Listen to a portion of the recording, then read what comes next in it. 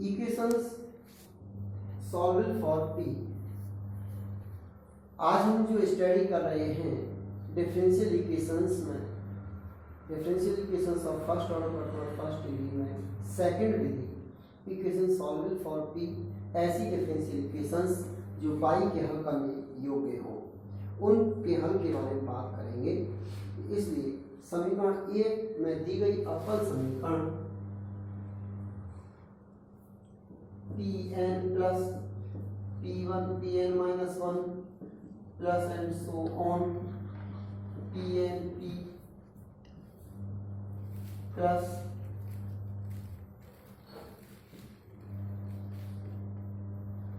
Pn equal to 0। समीकरण number एक जब बाई के लिए हल करने योग्य हो तो यह समीकरण निम्न प्रकार की फॉर्म में होनी चाहिए। y equal to f1 x p, y equal to f1 x p के रूप में होनी चाहिए। तो जब इस तरह की अवकल समीकरण इक्वेशन सॉल्व फॉर p है तो इसको हम x के सापेक्ष अवकलन करने पर और dy बाई dx के स्थान पर p रखने पर समीकरण का निम्न रूप प्राप्त होगा। यानी समीकरण नंबर 2 को हम x के सापेक्ष अवकलन करेंगे एवं dy बाई dx के स्थान पर हम p रख देंगे, तो फिर हमारे पास समीकरण का जो फॉर्म प्राप्त होगा वो निम्न फॉर्म प्राप्त होगा कि small p equal to phi1 x p dp upon dx। p को जब p dy बाई dx है तो p को करेंगे dp अपॉन dx हो जाएगा, y को करेंगे dy बाई dx हो जाएगा, इसके अपने p रख दिया।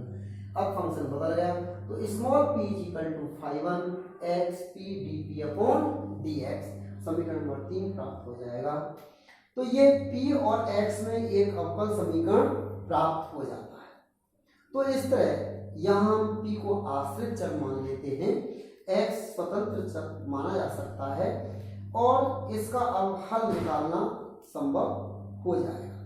तो यहाँ समीकरण नंबर जो 3 है इसका हल हम इस रूप में मान सकते हैं, समीकरण 3 का हल f1 x p c equal to 0 के रूप में प्राप्त किया जा सकता है।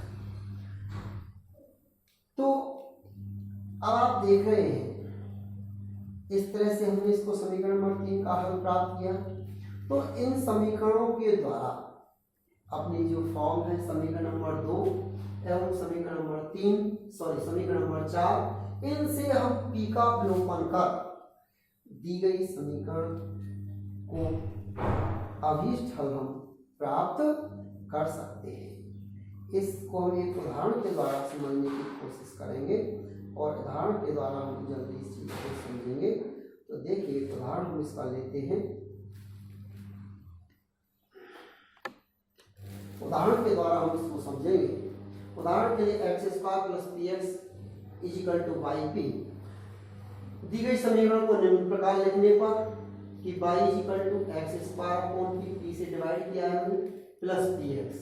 अब हमने जैसा पहला विधि में कहा है, इस दी गई समीकरण को हम x के सापेक्ष अवकलन करने पर x के सापेक्ष अवकलन किया dy बाई dx, इसके हमने p लिखा, एक्स स्क्वायर अपॉन p को किया 2x upon p, 1 upon p को किया minus x square upon p square dp upon dx plus p plus x dp upon dx।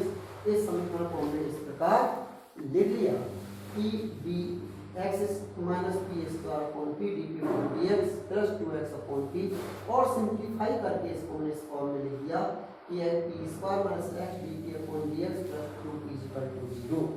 इसके वेरिएबल्स को हमने इस तरह से चेंज करके लिखा dx upon dp minus x upon 2p is equal to minus 1/2p, जिसको देखने से स्पष्ट है कि ये रैखिक अवकल समीकरण है। और इस तरह की रैखिक अवकल समीकरण को हम समाकलन गुणांक ज्ञात करके हल ज्ञात कर सकते हैं। इसका हम समाकलन गुणांक ज्ञात कर लेंगे और इसका अभी हम समाकलन गुणांक ज्ञात करके इसका अभी हल प्राप्त करेंगे।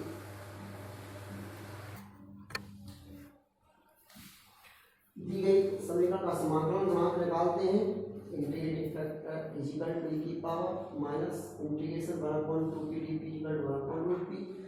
अब समीकरण dx/dt minus x/2p is equal to minus 1/2p, इसको समीकरण नंबर 2 कह देते हैं, का हल ज्ञात करते हैं, जो कि हमको निम्न हल प्राप्त हो जाता है x/2p is equal to c plus integration minus 1/2p into 1/2p dt। इसका समाकलन कर लेते हैं और समाकलन करने पर हमको समीकरण नंबर 3 प्राप्त हो जाती है। समीकरण नंबर 3 प्राप्त हो जाती है। तो इस तरह हम